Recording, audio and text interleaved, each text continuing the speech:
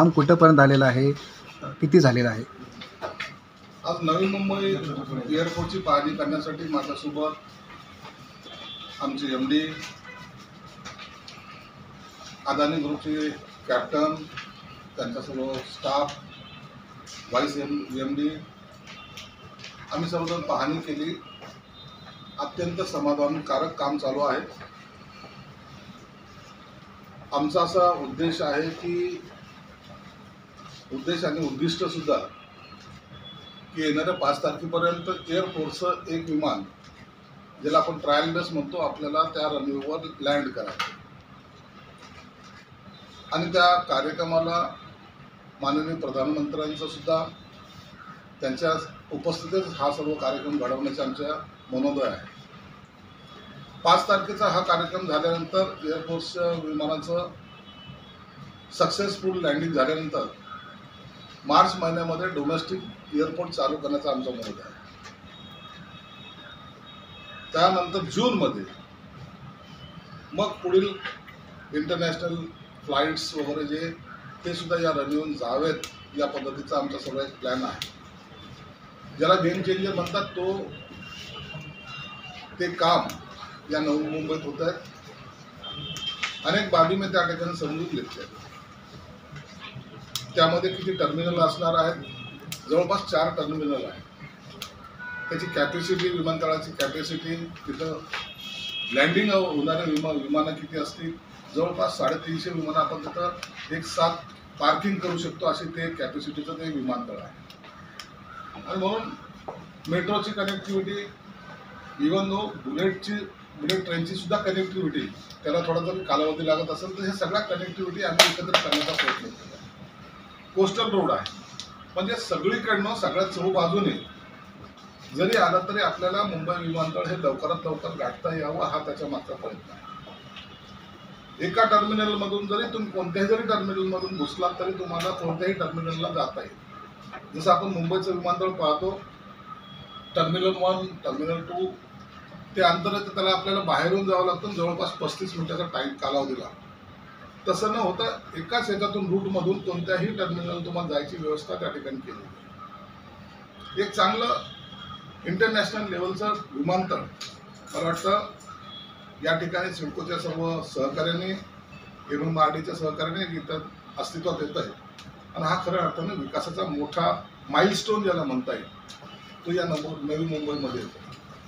म्हणून अपेक्षा आहे 5 तारखेला जर PM साहेबांनी जर तारीख दिली तर 5 तारखेला हे आमचं पहिलं एअरफोर्सचं विमान इथं लँड होईल. सर रनवे किती झालेला आहे, किती रनवे तयार झालेला आहे सध्या? रनवेचं काम जवळपास पूर्ण होत आलेलं आहे. बाकी जे काही इतर जे काही बाबी आहेत त्या पूर्णत्वाकडे चाललेल्या आहेत, त्याला कालावधी जरूर लागणार आहे. म्हणून मार्चचा जो टाईम दिलेला आहे, मार्चपर्यंत पूर्ण हे उद्दिष्ट आम्हाला पूर्ण करायचं आहे. डोमेस्टिक एअरपोर्ट चालू करण्याच्या तयारीने, पूर्वतयारीने हे आमचं काम त्या स्पीडने चालू आहे. मग पॅसेंजर तुम्हाला मार्चच्या पहिल्या आठवड्यामध्ये इथून उड्डाण करताना दिसतील. सर सुखोई विमान उतरणार आहे? सुखोई विमान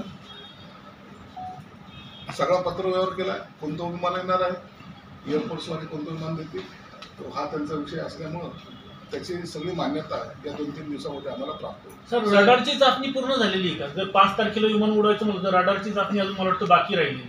हे सर्व करणार ना आम्ही त्या स्पीडने. जेव्हा PM येणार आहे तर रडारची चाचणी असेल, तिथलची सिक्युरिटीचे पॉईंट ऑफ व्ह्यूने पाहायचं, सर्व गोष्टी आम्ही त्यावेळेला सगळं कम्प्लीट केल्याशिवाय आम्हाला तसं करताच येणार नाही.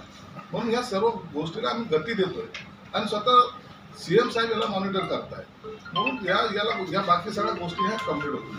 सर तुम्ही 5 तारखेला म्हणताय की विमान लँड होणार आहे. एका साईडला बऱ्याच वेळा सांगितलं गेलं शिल्पकडून की ही तारीख ती तारीख, पण ॲक्च्युअलमध्ये अदानी आता काय लपवण्याचा प्रयत्न करते लोकांपासून किंवा पत्रकारांपासून? कारण तुम्ही आता अध्यक्षपदावर गेला म्हणून तुम्ही व्हिजिट करू शकला. आजपर्यंत एकही पत्रकार ती व्हिजिट करू शकला नाही. आज बोलवलं होतं तरी अदानीने तिथपर्यंत येऊ दिलं नाही. आता असं काय लपवायचं आहे त्यांना? खरंच काम झालंय की नाही झालं? मी त्या संदर्भामध्ये त्यांच्याशी चर्चा केली, परंतु जो रनवे याला थोडंसं सेन्सिटिव्ह मानलं जातं. त्याच्यासाठी जे काही परमिशन लागतात त्या कोणालाही सहजासहजी दिल्या जात नाही. मी त्यांनाही सांगितलं जर पूर्ण प्रेसला जरी बोलवता आलं नाही तर आपण एक स्पेशल परमिशन जशी आपल्याकडे ANI एजन्सी आहे ती तुम्हाला सगळ्याला देऊ शकते. म्हणून त्यांना सांगितलं की पुढच्या आठवड्यात जेव्हा हे कम्प्लीट होईल आम्हाला उद्घाटन करण्यापूर्वी हा सर्व काय आम्ही निर्माण केलं हे तुमच्या माध्यमातून जनतेपर्यंत गेलं पाहिजे ही आमची धारणा आहे.